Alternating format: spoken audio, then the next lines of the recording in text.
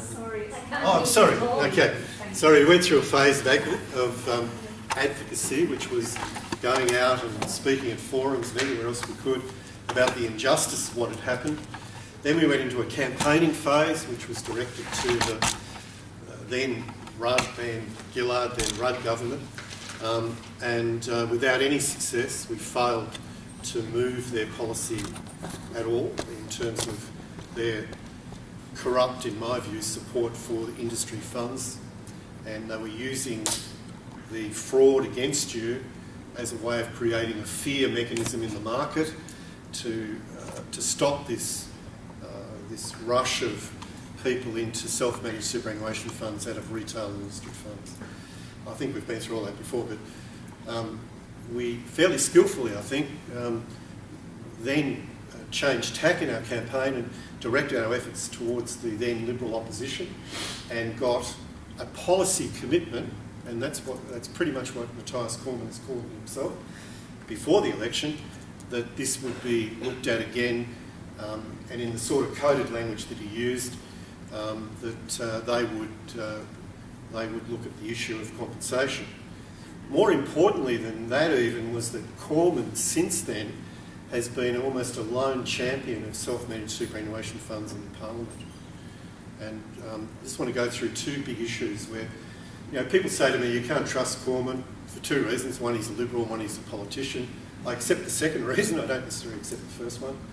That's true, politicians do break their word, and it's quite possible that Matthias Cormann will renege. I don't think he will, but it's possible. But there's two indicators which would indicate to me he's not. First one was that he's taken on the superannuation vested interests over FOFA, which is the reform of superannuation advice. And he's almost playing a lone hand in Canberra against Brogden, who represents industry retail funds, against banks who are trying to protect their own position, particularly the Commonwealth Bank. There's been a scandal with the Commonwealth Bank superannuation advice.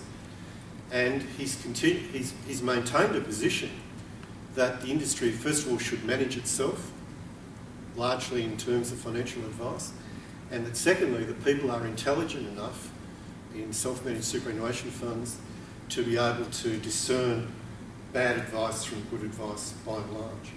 There have been two critical positions. He's been under enormous pressure, and that indicates to me that he's going to continue to champion the cause, if we can call it that, of the right of choice in superannuation, which is what we framed our submission around.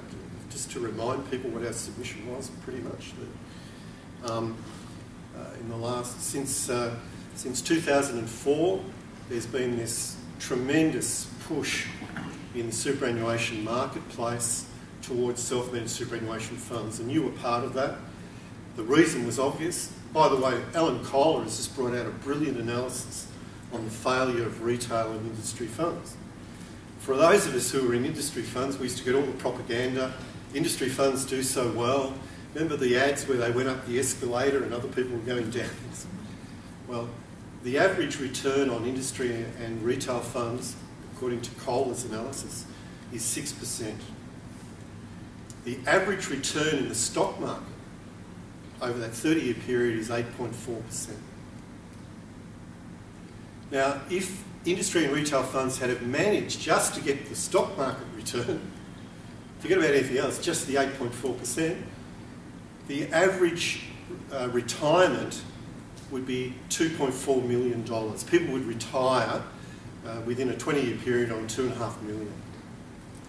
At the moment, the 6% average return, as you know, because so many of you went into self-managed funds because people assessed it and said, gee, we're not going to be able to retire on an income from my superannuation fund without the pension unless I do something about it. And that's the dirty lie of the superannuation industry. They don't want people to know that. So they tried to make out, through Shorten, that you were wild investors who were greedy and wanted a 52% return or something on your superannuation funds. What did you get from a star? 9%, wasn't it? Pretty much bang on 8 point, I think it was 9% the last year was your return. I don't know. Anyway, was pretty much bang on the 8.4%, which would get you a decent return. So at the moment, we're sort of stuck in this hiatus because Cormann is tied up totally with the FOFA. I think realistically, that is a big battle, and he's fighting it almost against overwhelming odds. He's maintaining his position. He's now got a Senate, which is crazy, with Palmer. They have to go and convince Palmer of every reform that they've got to put through. And at this stage, Palmer hasn't announced what his position is going to be on FOFA. So you can see the uproar that would have been created by a move by the Labor government to support self-managed superannuation funds against industry funds. So just on supporting Matthias Cormann, I think that's absolutely essential, and we should consider today a motion of full support for his position on financial advice and self-managed superannuation funds, the right of working people to set up and to operate under regulation, but to their right to do that, which Paul Keating does not accept. Keating's made a number of statements recently where he's reiterated their view that you have no right to have a self-managed superannuation fund. And we can now say to the government that even those brave people who did take that decision to go into the Supreme Court, it's not going to be an avenue which is going to yield any justice for the vast majority of people, because there was no regulation that required the Tarrants of this world to take out a coverage which would have been commensurate with their exposure of your funds. So it's a bit like a bus company not taking out enough insurance to cover the passengers on the bus. That's an issue for the government too, not just for Tarrant, because the government regulation should have required them to take out that insurance. But it does mean that it now becomes really focused, that the only opportunity and chance that we're going to have to get any compensation has to come from the Commonwealth. And they can't fob us off anymore by saying, go to the bank. By the way, just on Paul Jones, Stephen Jones. I've changed his name. Yeah. I do think we should attack him over his statement about where is the money. And that, we have to persuade a government to compensate you. And I wouldn't like to think that Cormann's office thinks that we had discussions with Jones before he stood up in Parliament and tried to make a political point of it. And I'll foreshadow a motion at this meeting that we condemn Jones for his rank opportunism, and basically we tell him to butt out. He's been worse than useless in the past, and now he wants to make political capital out of your lack of capital.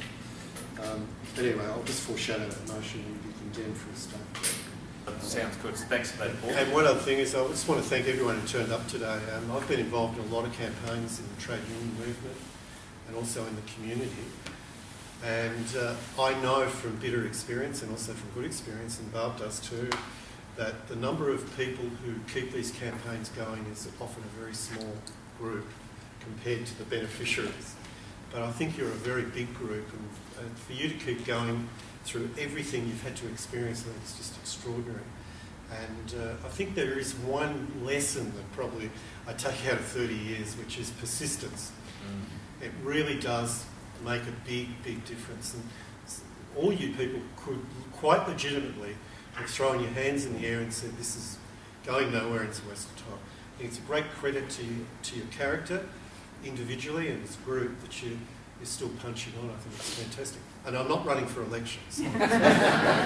But I think you should be really thanked by the executive and the committee that you've just kept going the way you have. And I think the persistence will pay off, but we don't know that, can't promise that. But I think the experience of the last 30 years, mine anyway, what it's worth, is those people who are persistent have a real chance. Those who aren't don't have any. Yeah, that's right. And thanks for not waiting for my last year at home.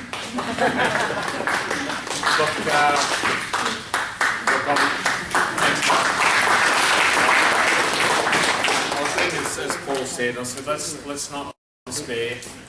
let's all visualise, having that self-visualisation that we will win and we will get there. It's been a long journey, but you can see that there are still things. We're not at the end of the road by any. There's not a roadblock in front of us that's insurmountable. So please don't despair. Thanks for coming.